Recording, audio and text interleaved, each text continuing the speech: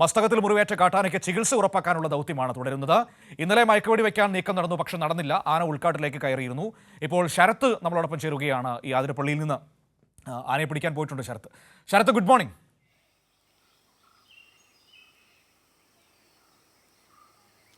Good morning Manu. Good morning. രാവിലെ ആനയെ പിടിക്കാൻ ഇറങ്ങിയതാണോ?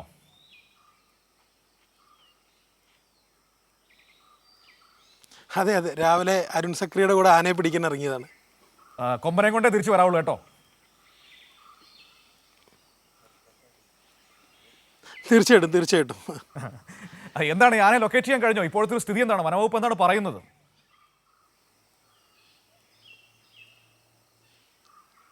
മനു, നിലവിലെ സാഹചര്യത്തിൽ ആനയെ ലൊക്കേറ്റ് ചെയ്യാൻ കഴിഞ്ഞിട്ടില്ല. ഇന്നലെ രാത്രി വൈകിയും ഇത്തരത്തിൽ പരിശോധന ഉണ്ടായിരുന്നു. ഫീൽഡിലെ ഉദ്യോഗസ്ഥരുണ്ടായിരുന്നു. ആന നിൽക്കുന്ന ആനയുടെ സാന്നിധ്യം തിരിച്ചറിഞ്ഞു കഴിഞ്ഞാൽ അവിടെ വെച്ച് സാഹചര്യം ശരിയാണെങ്കിൽ അവിടെ വെച്ച് മയക്കുവെടി വെക്കാം എന്നൊരു തയ്യാറെടുപ്പിലായിരുന്നു ഡോക്ടർ അരുൺ സക്രിയും സംഘവും ഉണ്ടായിരുന്നത്. പക്ഷേ ഇതുവരെ അത്തരത്തിൽ ആന നിൽക്കുന്ന പ്രദേശം സംബന്ധിച്ച് ലൊക്കേറ്റ് ചെയ്യാൻ സാധിച്ചിട്ടില്ല. അതുകൊണ്ട് തന്നെ മറ്റൊരു ചുവട് വെച്ചിരിക്കുകയാണ്. അതായത് ഇന്നലെ വരെ ഈ ദൗത്യ സംഘത്തിലെ 20 അംഗങ്ങളാണ് ഉണ്ടായിരുന്നെങ്കിൽ ഇന്ന് രാവിലെ യോഗം ചേർന്ന് ഡോക്ടർ അരുൺ സക്രിയുടെ നേതൃത്വത്തിൽ യോഗം ചേർന്ന് ഈ അന്വേഷണ സംഘം വിപുലപ്പെടുത്തിയിരിക്കുകയാണ്. 50 അംഗ സംഘമായിട്ട് ഇതിനെ വിപുലപ്പെടുത്തിയിരിക്കുന്നു. ഇന്നലെ 20 അംഗങ്ങളാണ് ഉണ്ടായിരുന്നത്. ഇന്നലെ രാവിലെ ആന ഇത്തരത്തിലൊരു തുരുത്തിൽ നിന്നിരുന്നു. ഈ സമയത്താണ് ആനയെ പടക്കം പൊട്ടിച്ച് അടുത്തുള്ള തോട്ടത്തിലേക്ക് എത്തിച്ച് അവിടെ വെച്ച് മയക്കുവെടി വെക്കാം എന്നൊരു തീരുമാനത്തിലായിരുന്നു ഉണ്ടായിരുന്നത്. അതിൻ്റെ അടിസ്ഥാനത്തിൽ ഇന്നലെ പടക്കം പൊട്ടിച്ചതോടുകൂടി ഒരു വരണ്ടോടിയ ആന കാട്ടിലേക്ക് കയറുകയായിരുന്നു. കാട്ടിലേക്ക് കയറിയ ആനയെ പിന്നെ ലൊക്കേറ്റ് ചെയ്യാൻ വനം വകുപ്പിനോ ഈ വിദഗ്ധ സംഘത്തിനോ സാധിച്ചിട്ടില്ല. അതിൻ്റെ അടിസ്ഥാനത്തിൽ ഇന്നലെ 2ആയി തിരിഞ്ഞുകൊണ്ട് പകൽ സമയത്ത് അന്വേഷണം നടത്തി, പക്ഷേ കണ്ടെത്താൻ കഴിഞ്ഞില്ല. അതിനെ തുടർന്ന് ഉച്ചയ്ക്ക് 4 മണിയോടുകൂടി ഡ്രോൺ ഉപയോഗിച്ചുകൊണ്ട് ആനയുടെ സാന്നിധ്യം തിരിച്ചറിയാൻ വേണ്ടിയിട്ടുള്ള ചില പരിശോധനകൾ നടത്തി. അതിലും തിരിച്ചറിയാൻ കഴിഞ്ഞില്ല. അങ്ങനെ വൈകിട്ട് 5 മണിയോട് കൂടിയിട്ടാണ് ദൗത്യം ഏതാണ്ട് അവസാനിപ്പിച്ചത്. വൈകിട്ട് 5 മണിയോട് കൂടിയിട്ട് ഇനി മയക്കുവെടി വെക്കുന്ന ഒരു സാഹചര്യം, കണ്ടെത്തിയാൽ പോലും മയക്കുവെടി വെക്കാൻ കഴിയാത്തൊരു സാഹചര്യമാണ് ഉള്ളത്. കാരണം രാത്രി മയക്കുവെടി വെച്ച് കഴിഞ്ഞാൽ അടുത്ത് പുഴയുണ്ട്. അപ്പോൾ ഏതെങ്കിലും രീതിയിലുള്ള അപകടത്തിലേക്ക് ആന എത്തുമോ എന്നൊരു ആശങ്ക ദൗത്യ സംഘത്തിനുണ്ടായിരുന്നു. അതിൻ്റെ അടിസ്ഥാനത്തിലാണ് ഇന്നലെ ദൗത്യത്തിൽ നിന്ന് പിന്മാറിയത്. പക്ഷേ ഇന്നലെ രാത്രി വൈകിട്ടും ഫീൽഡിനകത്ത് ആനയുടെ സാന്നിധ്യം തിരിച്ചറിയാൻ വേണ്ടിയുള്ള പരിശോധനകൾ സജീവമായി തന്നെ ഉണ്ടായിരുന്നു. അതിൻ്റെ അടിസ്ഥാനത്തിൽ ഇന്ന് രാവിലത്തേക്ക് ആനയെ ലൊക്കേറ്റ് ചെയ്യുന്നൊരു സാഹചര്യം ഉണ്ടായാൽ രാവിലെ വെടിവെക്കാം അല്ലെങ്കിൽ മയക്കുവെടി വെക്കാം എന്നൊരു തീരുമാനത്തിലാണ് ദൗത്യ സംഘവും DFOമാരും എത്തിയിരുന്നത്. എന്നാൽ ഇതുവരെ ആനയെ കണ്ടെത്താൻ കഴിഞ്ഞില്ല. അതിൻ്റെ സാഹചര്യത്തിലാണ് ചീഫ് വൈൽഡ് ലൈഫ് സർജനായിട്ടുള്ള ഡോക്ടർ അരുൺ സക്രിയുടെ നേതൃത്വത്തിൽ ഇന്ന് രാവിലെ തന്നെ യോഗം ചേർന്നു. അതിൻ്റെ അടിസ്ഥാനത്തിൽ ദൗത്യ സംഘം വിപുലീകരിച്ചിരിക്കുകയാണ്. 20 അംഗ സംഘത്തെ 50ആക്കി തിരിച്ചിരിക്കുന്നു, 50ആക്കി വർദ്ധിപ്പിച്ചിരിക്കുന്നു. സ്വാഭാവികമായിട്ടും 2ഓ 3ഓ സംഘങ്ങളെ തിരിഞ്ഞുകൊണ്ട് വിവിധ പ്രദേശങ്ങളിൽ പരിശോധന നടത്തി ആനയെ കണ്ടെത്താനുള്ള ശ്രമങ്ങളാണ് നിലവിൽ മനു പുരോഗമിച്ചുകൊണ്ടിരിക്കുന്നത്. ശരി, ഏതായാലും വളരെ വേഗത്തിൽ അത് കണ്ടുപിടിക്കാൻ കഴിയട്ടെ എന്ന് നമുക്ക് പ്രതീക്ഷിക്കാം. ശരത്ത്, ഈ പറഞ്ഞതുപോലെ ജനവാസ മേഖലയൊക്കെ സമീപത്തുള്ളതല്ലേ? ആ രീതിയിലുള്ള ആശങ്കകൾ എന്തെങ്കിലും ഉണ്ടോ? അവിടെയുള്ളവർക്ക് ഇതൊരു ശീലമാണ്. കാരണം സ്ഥിരമായി ആന ഇറങ്ങുന്നതും വന്യമൃഗങ്ങൾ വരുന്നതുമായ ഒരു ഇടം കൂടിയാണല്ലോ.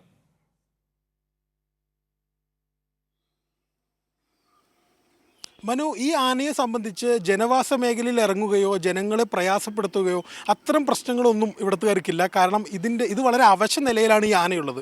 ഇതിൻ്റെ ജീവനെ സംബന്ധിച്ച് മാത്രമാണ് ആശങ്ക നിലനിൽക്കുന്നത്. കാരണം ഇതിൻ്റെ മസ്തകത്തിലേറ്റ മുറിവിൽ നിന്ന് ഒരു മുറിവുണ്ട്. ആ മുറിവിൽ നിന്ന് പഴുത്ത് അതിൻ്റെ വ്രണം പുറത്തു വരുന്ന ഒരു സാഹചര്യത്തിലാണ് നിലവിലുള്ളത്. ഇന്നലെ ആന വളരെ അവശ നിലയിലായിരുന്നു. സ്വാഭാവികമായിട്ടും എത്ര ദൂരം അതിന് കാട്ടിലൂടെ യാത്ര ചെയ്യാൻ പറ്റും രാത്രി എന്ന കാര്യത്തിൽ കാട്ടിലൂടെ യാത്ര ചെയ്യാൻ പറ്റും എന്നൊരു ആശങ്കയാണ് നിലവിലുള്ളത്. സ്വാഭാവികമായിട്ടും ജനവാസ മേഖലയിലാണ് ഇതെങ്കിൽ പോലും ജനങ്ങൾക്ക് ഇത് സംബന്ധിച്ച് വലിയ വെല്ലുവിളികളൊന്നും ഈ ആനയെ സംബന്ധിച്ചുണ്ടായിട്ടില്ല.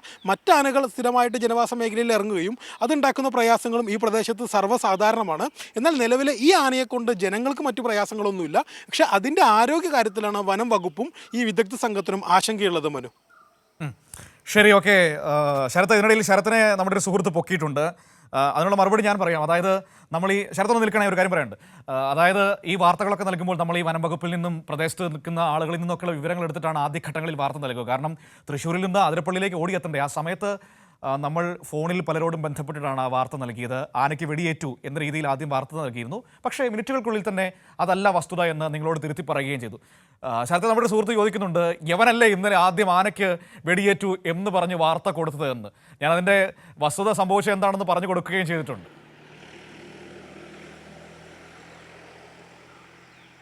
തീർച്ചയായിട്ടും മനു, ഇതിനകത്ത് നമുക്ക് ഈ ഉൾക്കാട്ടിലേക്ക് പ്രവേശനമില്ല.